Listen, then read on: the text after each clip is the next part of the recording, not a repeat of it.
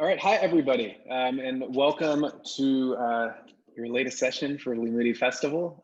For those who haven't already been in sessions today, you're gonna get to hear a little bit of something that others have already heard before, so I apologize if you're hearing this spiel now for the fourth time. But welcome everyone to Limmud eFestival. My name is David Singer. I'm the National Director of Limmud North America, and I will be moderating your session today, which is a unique pleasure getting to hear from Sid, who has been a remarkable teacher for me, as well as so many others over the years.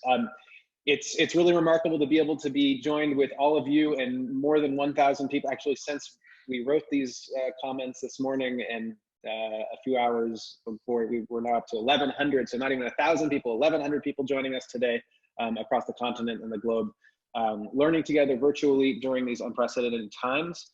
Our mission, Limmud's mission, is to animate Jewish community by connecting Jews of diverse backgrounds with transformative learning and each other, and we will not let this crisis get in the way of our work.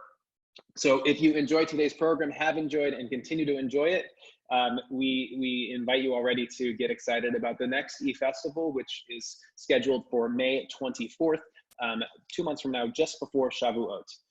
Please remember, if you would like to ask a question of our presenters, you can write in the chat window. We'll be using that functionality for Q&A during today's session. And now it's really my pleasure to introduce to you Sid Schwarz, as well as Rabbi Dan Kamen and Rabbi Sarah Bassin. Sid Schwarz is a social entrepreneur, author, and teacher, and he is currently a senior fellow at Chazon, and per his request, I will end his introduction there so he has as much time as possible to teach. Sid Schwarz, everyone. Bless you, David, for all your work, and thanks for abbreviating that bio. It's available for anyone who wants to see it. Anyway, welcome everyone. It's a pleasure to have you with us today for this session on reimagining the American synagogue. We are living in unprecedented times. Not just for the Jewish community, but for our country and for the world. And never in my life have I remembered a time when there was a deeper need for connectedness and for spiritual community. The question hovering over this entire session is whether American synagogues can be places that provide that kind of connection in spiritual community or not. Here's the outline of what we're going to try and do today. I'm going to lay out the challenges facing the American synagogue. I'm going to articulate several principles that I've been using for more than 25 years now to try and help transform synagogues from where they currently are to where I believe they need to be as relevant as possible. I'll share the platform with two friends and colleagues who'll share some success stories from their respective congregations, and then we'll have some time for questions and answers. I do want to urge you to put your Zoom on speaker view. We'll be using PowerPoints throughout the hour, and if you're not on speaker view, you will not be able to read them very well. So let's dive in. Over the past 2 decades, synagogues have lost significant market share in terms of their memberships. It's reflected in declining membership rolls. Some synagogues are merging, some are closing. But you need to understand that this phenomenon is not exclusive to the Jewish community. It's a phenomenon that is spread widely across America. If you take a look at the first slide, it's data from the Pew Research Center, which shows America's changing religious landscape over the past 50 years. If you take your eye to the bottom of the graph, you may find to your surprise that the Jewish line is actually fairly stable over those 50 years. The biggest decline during these 50 years are mainline Protestant churches. Like they say, if you think we have service, you don't want to be a Methodist minister today. And the most important line that I will take a few minutes to talk about is the only line that's moving up on this chart. And it's the line that says no religion. Now let me unpack that line a little bit. If you look at surveys that go back 50 years that were done of Americans' religious preferences, 50 years ago, only 1 to 2% of people would have checked the box saying no religion. Everyone else would have checked a box that said Baptist or Catholic or Protestant or Jewish. Today, the fast growing segment of this religious phenomenon in America is the one that says no religion. And by the way, that number 25% is actually much higher among millennials, Generation X and Generation Y. So if you want to know trend lines, where we're going, even more and more Americans over the next couple of decades will say, I'm looking for ways to connect, to be connected, to feel spiritual, but I'm not interested in conventional churches or synagogues and the way they've been doing their business for generations.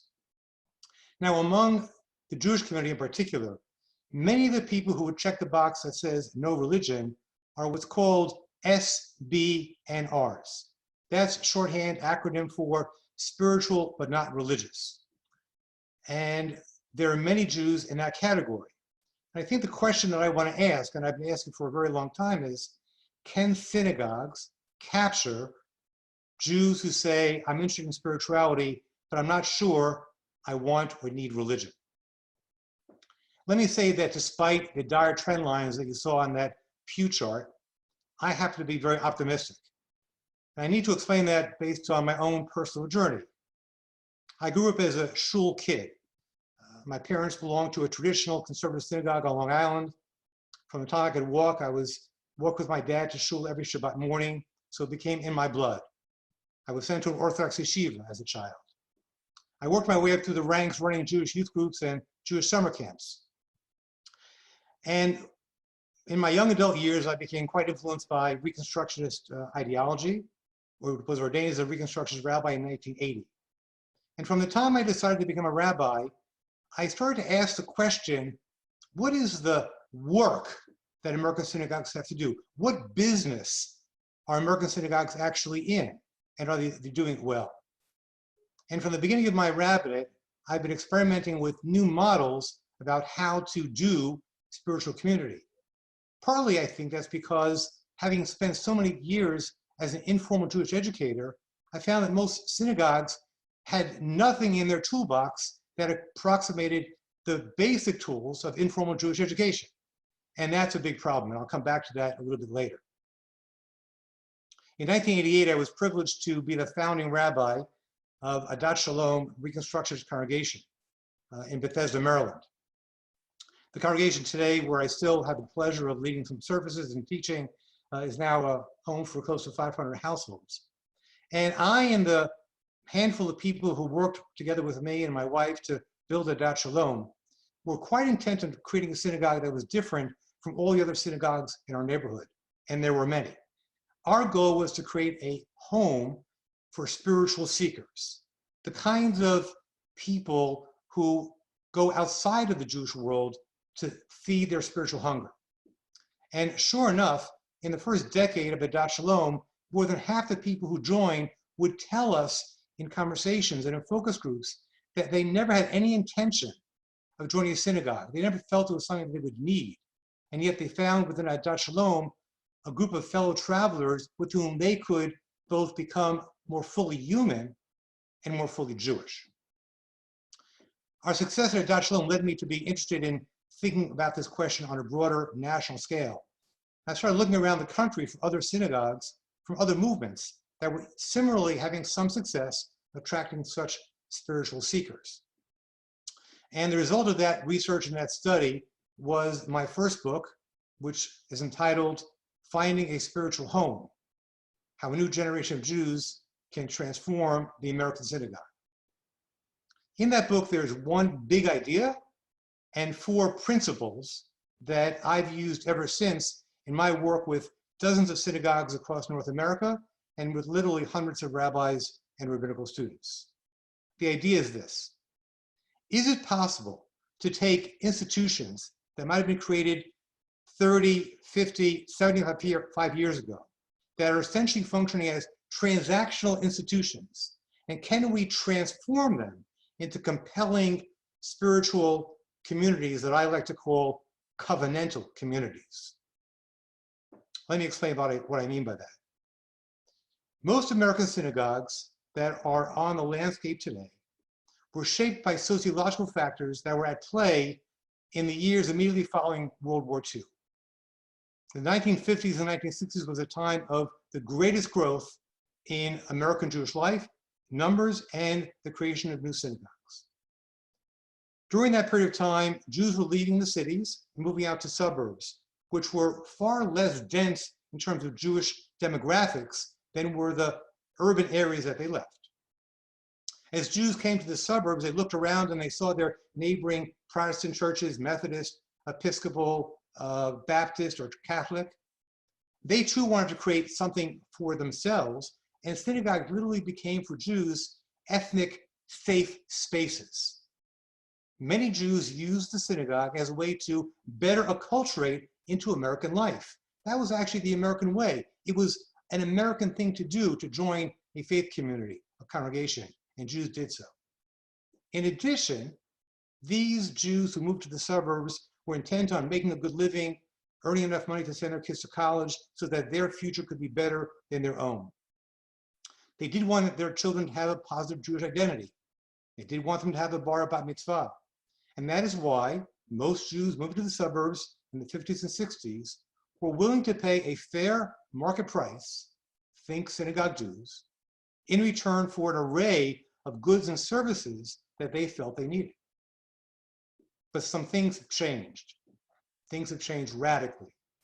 By the end of the 20th century, and for sure by the beginning of the 21st century, most Jews didn't need the things that synagogues were built to deliver in the post-World War II period of time.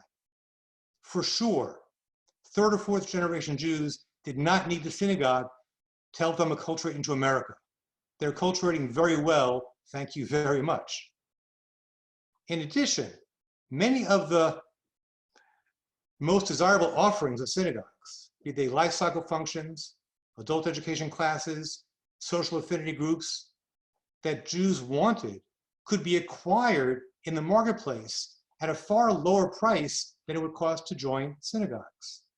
And so suddenly, synagogue membership was no longer an expected rite of passage. Right now, synagogues, if they're going to gain members, need to earn that. It's not going to come by default in any shape, manner, or form. And that explains some of the declining membership numbers that's going on in American synagogue life today.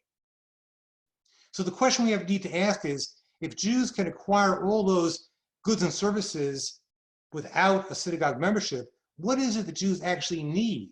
What will they actually give time and money for? And my answer to that question is deep community, deep connectedness. And for me, connectedness is simply another word, a synonym for spirituality. I call such deep community covenantal community. And let me define the term for you the way I like to use it. Covenantal community is, for me, a group of people who intentionally enter into a mutual, obligatory relationship in which they commit to a common mission and give of their time and psychic energy to support the viability of the group and the material and spiritual needs of the members of the group. Now, the key words in that definition are mutual, obligatory relationship. In Hebrew, the word is chovah. And I need to point out that the concept is actually quite counterintuitive to Americans. America builds itself on an ethos of individualism. I can do it myself. Don't tell me what to do. And yet Judaism, from its very inception, was a communal religion. We cannot do it by ourselves. We need each other for it. The reason I believe the covenantal community is the answer to how American synagogues can again become relevant is the following. Observers of American life, people like Robert Putnam and his famous book, Bowling Alone, which was written a long time ago in the 1980s, have observed that over the past several decades, we've observed the erosion of America's social fabric in a very serious way. That has contributed to the polarization and the partisanship that we now see characterizing American life. We have never, as Americans, felt more alone. Studies tell us that we may have thousands of friends on Facebook, but we can't find one person with whom we can share a deep and vulnerable conversation. The Hebrew word for synagogue is Beit Knesset. I like to translate it in the context of covenantal community. Knesset means a place where people come together. I like to translate Beit Knesset not as synagogue, but as synagogues as engines for generating Jewish social capital. And that should be the goal of every program that synagogues provide. How do you bring Jews together to create social capital to create community and with which they can relate to the larger society. So the question I want to ask now is, how do we go about to build covenantal community? And I want to share with you 4 principles that I've been using in my work with synagogues across North America. Principle number 1, synagogues need to be mission-driven and program-aligned. Synagogues need to give serious thought to their value proposition. What is it that we're offering Jews that will make it worth their time and money to join? The answer to that question should be reflected in a congregational mission statement. Ideally, the process of creating such a mission statement should involve dozens of small group conversations with existing members so as to get input. Mission statements cannot and should not be done top-down. It doesn't work. I'm also a big advocate for synagogues identifying a niche that they do better than any other synagogue in town. It may be learning, it may be prayer, it may be social justice, it could be young family engagement or interfaith households.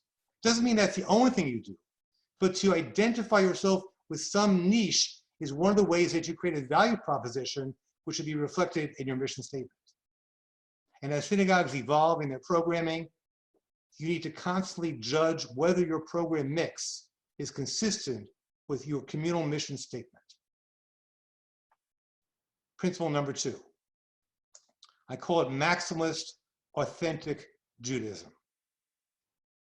The most successful synagogues in America today are those that are making demands on their members. Fewer and fewer Jews will pay several $1,000s to join a synagogue where they will only show up a few times a year.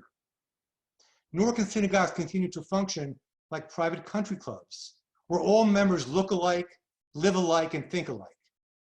Synagogues need to open themselves up to the full diversity of the Jewish world. Families and singles, married and widowed, the healthy and the differently abled, those who are straight and those who identify as LGBTQI, Ashkenazi Jews and Jews of color, not only lawyers and doctors, but also bus drivers and plumbers. And yes, they are out there. The common denominator for synagogues needs not to be affluence, but authentic Judaism, serious engagement with Torah, with avodah, with gemilut chasadim, with learning, with spiritual engagement, and with acts of loving kindness. Principle number 3, creating an empowered and regenerating organizational culture. The key word here is empowerment. Synagogues need to shift from an obsession over membership to a commitment to cultivating ownership by everyone in the communal orbit. And rabbis cannot only be teachers of Torah. They must be catalysts, encouraging as many people as possible to step up and offer their gifts to the community. A covenantal community seeks to create a community of empowered lay people that take their Judaism seriously and to accept the responsibility for the vibrancy and relevance of their synagogue. Fourth and finally, what I call the Kedusha factor, seeing Judaism as a toolkit for human flourishing. Earlier in my presentation, I asked the question, what is the business of synagogues? What's the work that they have to do? My answer to that question is to provide people with a sense of meaning, of transcendence, of connectedness. The overly formulaic form of worship, and each denomination has its own version of that, no longer cuts it for most Jews. That is why so many Jews explore alternative spiritual paths outside of the Jewish community. Now, there are many, many ways to do this. I want to share, because of time, only one example. When I travel to synagogues to do a scholar in residence program, I offer a 90-minute experience called davening out of the box. I pick only a handful of prayers from the Shabbat morning liturgy, and each one we take the time to develop very fully in a way that is highly interactive and that allows people to connect something very deep and very personal with ancient words from the Siddur handed down over the generations. Time after time, the host rabbi, who sometimes is very nervous and even skeptical of what I will do with this time, comments on how rare it is to see congregants well up with tears during a prayer experience. It's not their usual fare. In my view, synagogues need to experiment like crazy with worship. We haven't even touched close enough to what's potential and what can be done in a spiritual experience, what we call worship. What most synagogues are doing today just doesn't satisfy the spiritual hunger that is out there. Now let me stop here. I've put a lot of ideas out there in a very short amount of time. When I work with synagogues around the country, this menu takes months to unpack and implement. It doesn't happen overnight, but it can happen. And let me tell you that I'm optimistic, as I said earlier. I'm optimistic because when I wrote the book, Finding a Spiritual Home, I was hard pressed to find 4 synagogues that were succeeding at finding these spiritual seekers. Today, I can point to several dozen. And in another 5, 10 years, I think we'll be at a tipping point because synagogues that are reaching out to spiritual seekers are thriving, where synagogues that are stuck in the older paradigm of the American synagogue that I talked about earlier are shrinking and disappearing. Now, one strategy that I've used over time to try and accelerate the changes happening in American synagogues is through a 2-year rabbinic fellowship that I direct called the Clergy Leadership Incubator, or CLE. Our CLE fellows learn some of the ideas I've shared here over a 2-year period of time, and then are given the tools to implement them in their respective congregations. You'll now have a chance to hear from 2 CLE alumni who are doing some amazing things in their respective congregations. First, from Rabbi Sarah Bassin, who serves Temple Emmanuel in Beverly Hills, who's a member of CLE Cohort 2, and Rabbi Dan Kamen, who serves congregation in Tulsa, Oklahoma, who is part of CLE Cohort number 2. I should say before I hand it over to Sarah that our host, David Singer, is actually an illustrious alumni of CLE Cohort 1, and he's done such a great job of building Limmud North America. So at this point, I'm going to pass it over to Rabbi Sarah Bassin. Thank you, Rabbi Schwarz. I want to start off by sharing my favorite definition of leadership that I actually learned through the CLE program with Sid. Deborah, would you put up the first slide? So, disappointing your own people at a tolerable pace for a purpose. Okay, go ahead and click back to me. I think that what we often find is that there's comfort in the familiar, and that disrupting anything is hard, even if we know that it's not working. So a big part of reimagining synagogues is actually about reimagining the pace of change at which we're working. So Sid asked me to speak about how we transformed our justice work at Temple Emmanuel with our justice group Naaseh, which means let's do this. And I want to share with you less about the actual work that we did and more about the process of the transformations and how we made those happen. So first, as Sid indicated, the first thing I did was do a 3-month listening campaign of people who were invested in justice work and people who hadn't touched it with a 10-foot pole. And gathering all of that information, I had a few main takeaways. Number one, they had the feeling that it was really driven top down by clergy and didn't have a whole lot of room for their initiative. There were a few frustrated people and projects that kept hobbling along, only supported by a small percentage of the congregation, without a lot of energy and without a lot of engagement. And that justice just in general felt segregated from other aspects of the temple. So I came back to the board and stakeholders with a proposal that there would be no more clergy-driven projects, that congregants were the ones who would propose projects with the following parameters, and these were what was really important. Number one, that 3+ people had to sign on board to be willing to lead, that the temple would commit to integrating that project into existing subgroups like religious school and sisterhood and young professionals and retirees, that the projects had to align with the stances of the national reform movement as indicated through the Religious Action Center of Reform Judaism. And finally, that each year projects would have the opportunity to continue or to fold their work. So there's a rationale for these requirements. Let's go back to the slide. So clergy to congregant driven. It's both ineffective and inefficient for me to build and spend all of my social capital to get something done. And moreover, it doesn't really contribute to a culture of ownership among the congregants. It just builds resentment. Number two, shifting from a segregated justice group to a fully integrated vision for the community. This is important. Our focus wasn't just how to do the work itself, but how the project was going to engage people doing it. By targeting multiple demographics, that was key to us expanding the visibility and ownership. Even if these projects were still driven by a small number of people, they had a lot more touch points throughout the congregation. It had happened before that, you know, a big macher or somebody from the congregation would come to the rabbi and say, you know, Rabbi, you should do this. And we shifted away from kind of individual consideration of projects to handing out these clear parameters.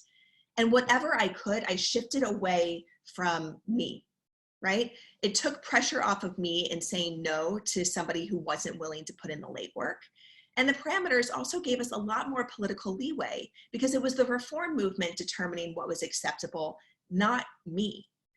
And finally, moving away from this kind of indefinite hobbling along timeline to touting a natural life cycle, we wanted to build a culture where it was okay for a project to exist and then stop, and celebrate that as an accomplishment, not to see it as a failure, because this allows for the generation of new ideas and energy and people to come in.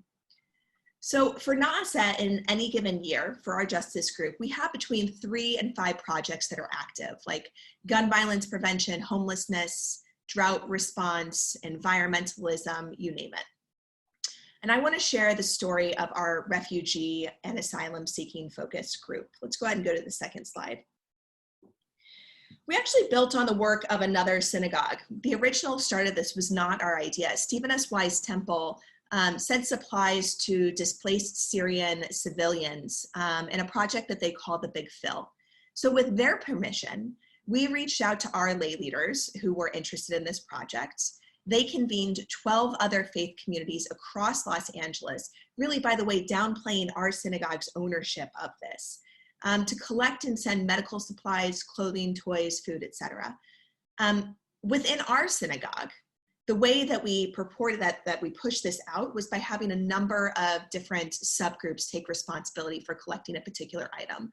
So you see Ethan Rosenberg with all those socks in front of him. He was a 7th grader who made it his bar mitzvah project along with a number of his peers to collect socks. Our young professionals used a comedy event to collect underwear. There was one retired doctor who got over 10 pallets of medical supplies donated from a local hospital. Our religious school kids donated toys, and they made cards that you can see were received by kids in Syria. And my favorite, you can see this congregant who looks like he's throwing up his hands. He's actually a professional actor who helped us promote this whole effort by creating a video with me and a spoof of Key and Peele's Obama's anger translator. So he was my rabbi anger translator to help promote this. But basically what I'm saying is that everybody had a way to plug in. Okay, go ahead and zoom back to me. We estimate that we had about 300 people who participated in our congregation. And over 100 volunteers on one day came to sort about 5,000 pounds worth of supplies. But here's the important part. As the refugee issue started to hit closer to home, NASA pivoted to helping more locally. So we stopped that Big Fill project. We partnered with a new organization to help them get a refugee-run catering service off the ground. We integrated their chefs into our events. We gave them office space. They recently moved out of Temple Emmanuel actually to open their own storefront restaurant with kitchen equipment from us that we donated. And we get to say that we played a really important role in helping to launch this group.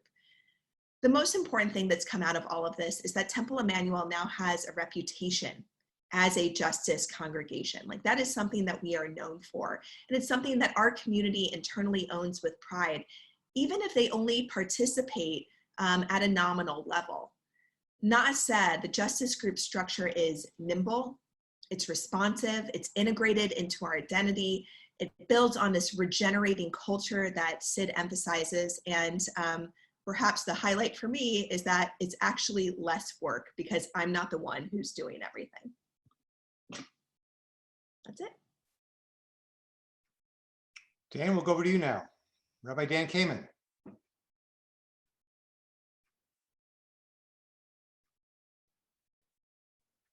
Now I'm unmuted. Hi, everyone. Good to see you. And thanks, Sid and Rabbi Sid, Rabbi Sarah, and Rabbi David for pulling all of this together and for your comments so far. I'm going to speak a little bit about a project. When I entered the Clergy Fellowship, I was my second year here in Tulsa, Oklahoma. Tulsa is a wonderful Jewish community of about 2,000 Jews. Our congregation is about 500 families, and we're always interested in thinking about ways to do things in the best way possible, to maximize on who we are, and to come up with ways in which we can engage with the Jewish community and the broader community in meaningful ways. Sid's teachings, Sid's thoughts about synagogue life really got us thinking critically about what our own synagogue looked like. And we came up pretty early on with an image, which I'd like to share with you, that really explains at least how we conceptualize our synagogue, and that's a power strip. That we think about our synagogue as a place of co-equal outlets where folks can plug into, none of which is more or less important than the other. All of the outlets connected to the source, the tradition, but all of them meaningful and useful and hopefully valuable. Some outlets maybe get used a little bit less, a little bit more, but they are co-equal in our way of imagining someone's experience of each of those outlets. So prayer and worship, learning, social justice, all of those are outlets on our power strip. But we thought it was time, or we wanted to engage with what it would look like to add another outlet into our synagogue experience. And we decided to start, and not just decided, we felt that there was a need for an outlet that that looked a little bit different than some of the things we were already offering, and that people would tend to expect from a synagogue experience. So we started with pastrami. Those are my hands. And we decided to get into our kitchen and see if we could connect to the food traditions that have existed in so many Jewish communities for so long, and in large part have either gone out of business or been lost for one reason or another. We're a small community, 2,000 Jews, like I said before, and there's always a sense of smallness when you think about the Tulsa Jews relative to the Dallas Jews, or the Tulsa Jews relative to the New York Jews. And a real Jewish community has a deli. A real Jewish community has an X, Y, or Z. Deli is always one of the things I hear people speak about. So it was a natural project to begin to experiment with. And as we started playing around with recipes and seeing what we could do ourselves with our own hands, people showed up, members of the congregation, were excited by the idea of figuring out how to do this stuff ourselves. So we figured out pastrami, we figured out corned beef, we decided that we had to learn how to bake our own rye bread, we made our own pickles, and then we decided to see if there was something we could add into this canon of Jewish food. These might look like gribbinus if you're familiar with those fried chicken skins, but they're not gribbinus. These are our own version of fried onions, which we thought went really well with a beautiful deli sandwich. So what does all this lead to? It leads to, we also decided we needed to lean on some of the classics of the tradition, things we just couldn't do ourselves. We looked to other folks who had perfected, well, Dr. Brown's. If I have time, and I won't have time, there's a wonderful story I could tell about the grape soda that's peeking out of the corner of this picture, but we can talk, email me or call me another time and I can tell you the story about that particular soda.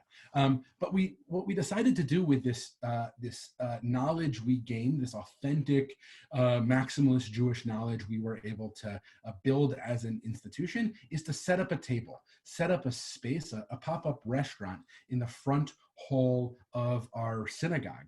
We're at the corner of 17th and Peoria here in Tulsa. So a natural name for our experience was the 17th Street Deli. We decided to create a pop-up restaurant. We hired our high school students, and by hired, I put that in quotes, they served as volunteers and they earned tips to be waiters and servers in our experience, and they did this quite eagerly. They make pretty good tips and also get a lot of restaurant experience, which is helpful when they leave the coop of Tulsa, Oklahoma, go off to college and might want to get a job in a restaurant themselves as they pay their bills and do the things that college students do. So we hire our high school students, and look, the table filled up. People showed up to our meal. This is actually one of our first deli dinners. We do this one Sunday night a month.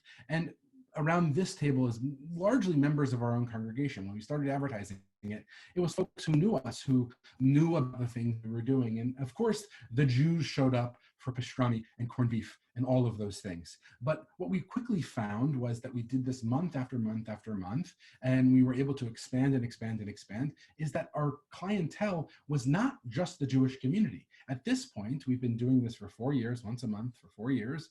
About 70% of the folks who walk into the door of our restaurant experience are not members of the Jewish community, not members of the synagogue, and are here to enjoy a good food experience, because we live in a world of food and people want that food experience. And about 30% are folks who are members of our community. We also have a whole nother set of folks who continue to serve as the chefs and the servers and all of the support roles that come with running a little restaurant.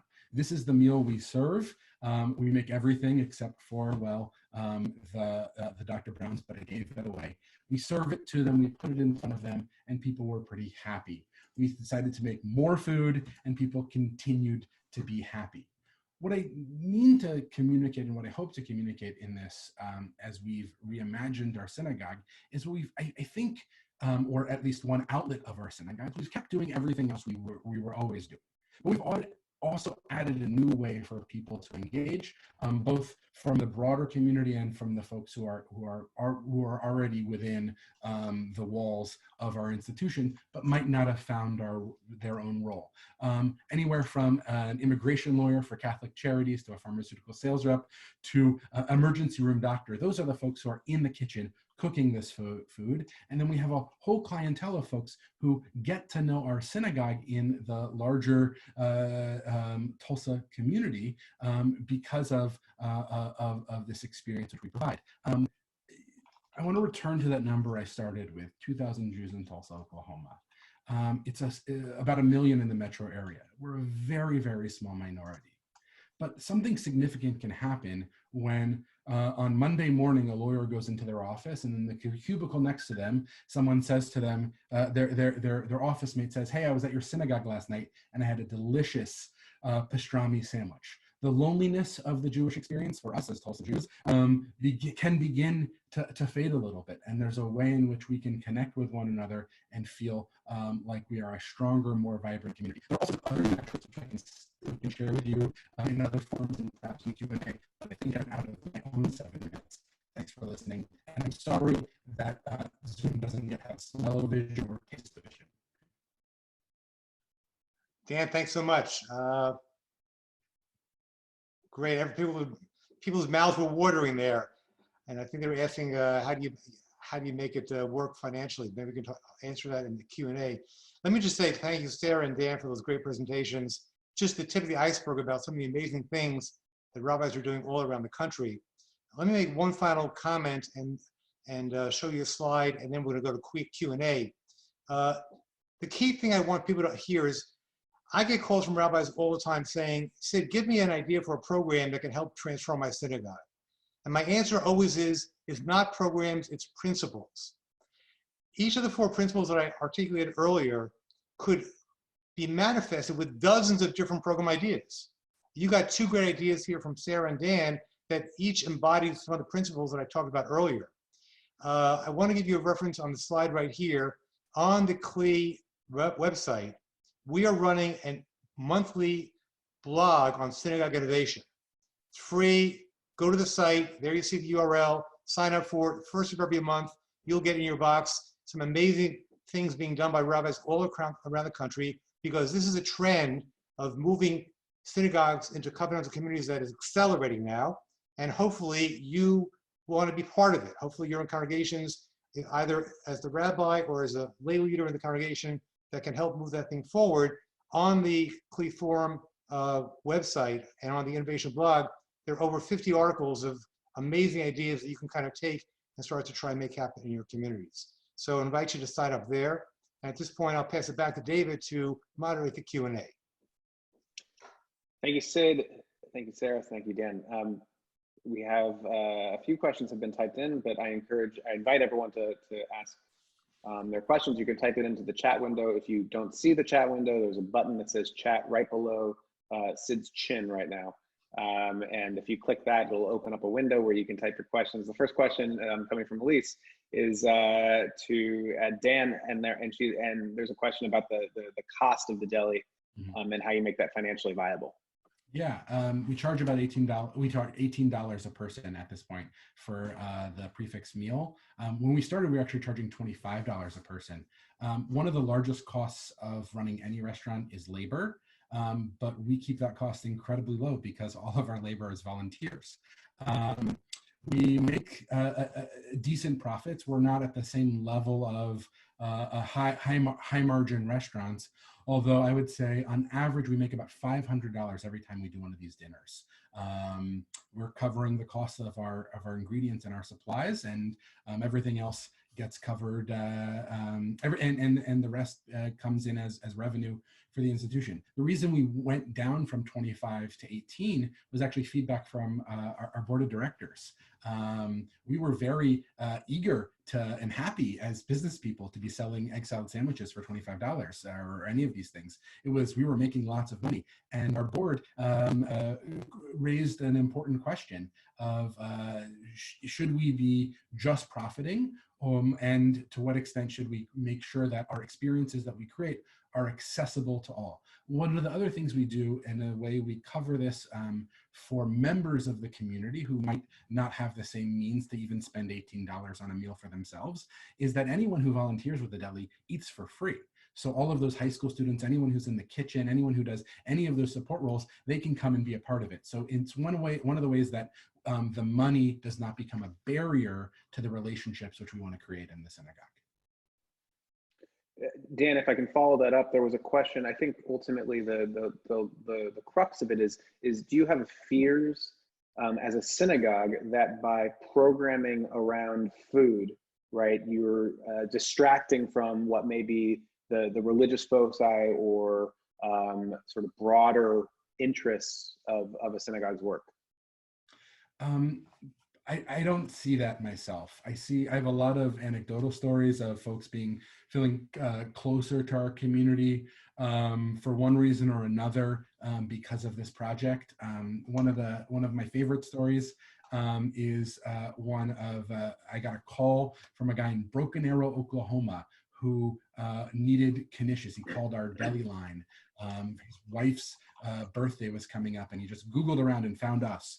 I answered the phone. He says, okay, I'm going to go buy my knishes. He buys his knishes, or I tell him where we are. He comes to the synagogue, and he doesn't even realize it's a synagogue. He walks in our front door, and he says, oh, Rabbi, actually, I have some questions for you. My mother passed away 6 months ago. We're doing work, getting ready to do the unveiling, and all of a sudden, it was a set of questions. That person was not living his Jewish life in Tulsa. He was living his Jewish life connected to his home community in New York City. But now he was in relationship with us. And if it meant a knish brought him through our doors, I think that's value added. I also think that that we haven't seen any drop off in any of our other programming because we're also doing a restaurant. If anything, we've seen more people willing to walk in the door because the barriers have been lowered. Thanks, Dan. Sid, a question just popped up from Wayne, which I think is an important thing for you to talk about. You spoke at the beginning about the qualitative measures really of what a synagogue should be doing. I wonder, are you able to quantify that in specific metrics that you would assess or recommend that synagogues pay attention to as real key definers of whether they are successful or not? So my metrics are unconventional to say the least.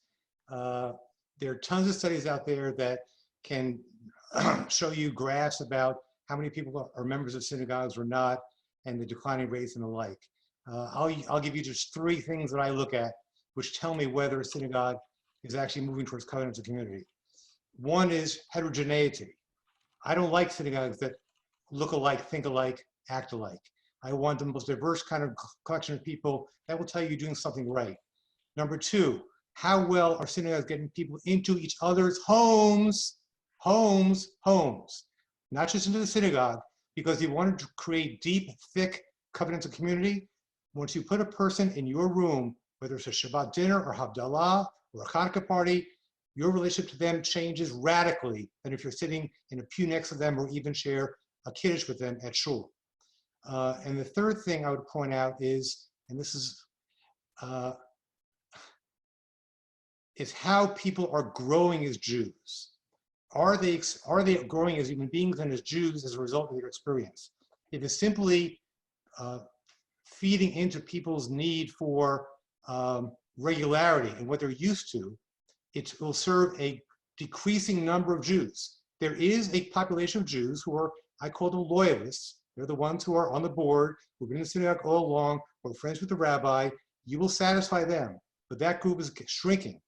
The fact of the matter is, people who say, I want to experience my life and flourish as a human being, can my synagogue help me do that? That's the question I want to be answered. I believe that Judaism gives us a very broad toolkit to do that with. If people feel they're growing as people, then the synagogue is meeting its objective in moving towards covenantal community. So those are the kind of things that you won't find in sociological studies, but those are my metrics. I think we have time for one more question, and seeing as this is for everyone, I'm going to pose this as our last question. So thank you, Julie, who asks, how do clergy leverage the higher engagement from your programs, maybe specifically Sarah and Dan, what you've described, but in general, how might you leverage that engagement in order to then deepen someone's or a participant's broader Jewish engagement?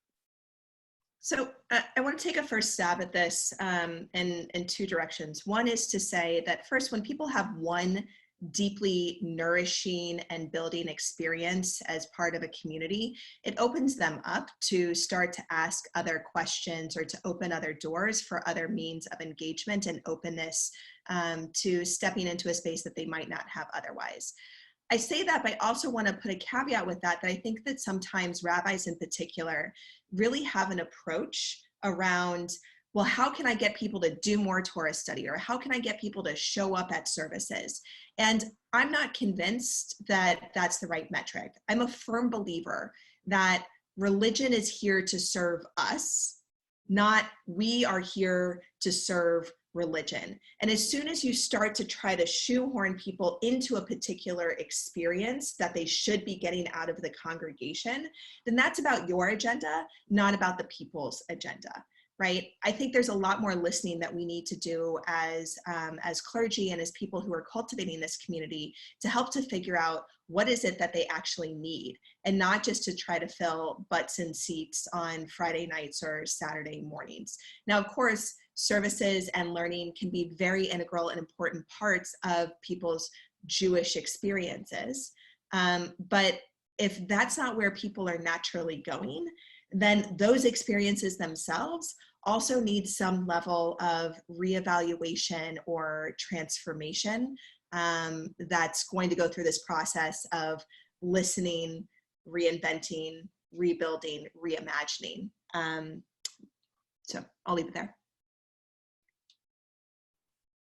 I'll add in response also is that one of the things we see is spending hours and hours and hours standing next to someone in a kitchen in relationship with them, talking to their rabbi and the staff of the synagogue and to each other is about as deep of a Jewish experience as I can imagine happening. Whether it's because there's kashrut being enforced in that kitchen space, or it's just because we're learning about the nuances of each other. It is a transformative experience itself to produce these programs. and I see I see people gaining a lot of meaning from it in and of itself, and that's serious. I think it's serious spirituality, it's serious ritual, and I think it changes people's lives. It might translate them into finding meaning on Shabbat morning, and it also might translate them into finding meaning basically calling themselves a member of our Synagogue community. All of those avenues, I think, are worthwhile and meaningful. Sid, I think we've got like 30 seconds for you to sum things up. Look, I think there have been some great questions here. I think we need to keep this conversation going. I think the insight about doing more listening, it's one of the first things I say in my programs with rabbis. Rabbis are trained to be preachers, to be teachers. But one of the things we need to do is start to listening. Jews are among the most avid spiritual seekers in America. The fact that they're not coming to synagogues to fill that hunger is not their problem, it's our problem. We're doing something wrong. The delivery systems are broken. So a lot more listening. Synagogues can retool themselves, but they need to do some kind of dramatic rethinking about the way they serve Jews and help them, again, to use the term I used earlier on, help people flourish as human beings and grow as Jews. Wow, thank you everyone. Thank you Sid, Dan, and Sarah. This was a fantastic panel, and all of your work is super interesting, and I appreciate everyone who participated in this session by asking questions and just providing your smiley face with a video. It's been nice to be able to learn together and be together. We've got about 8 minutes before the next block of sessions takes over, and the last block of eFestival continues. So thank you everyone. Enjoy a little break to stretch your legs or move about, and enjoy your next session. Thank you all.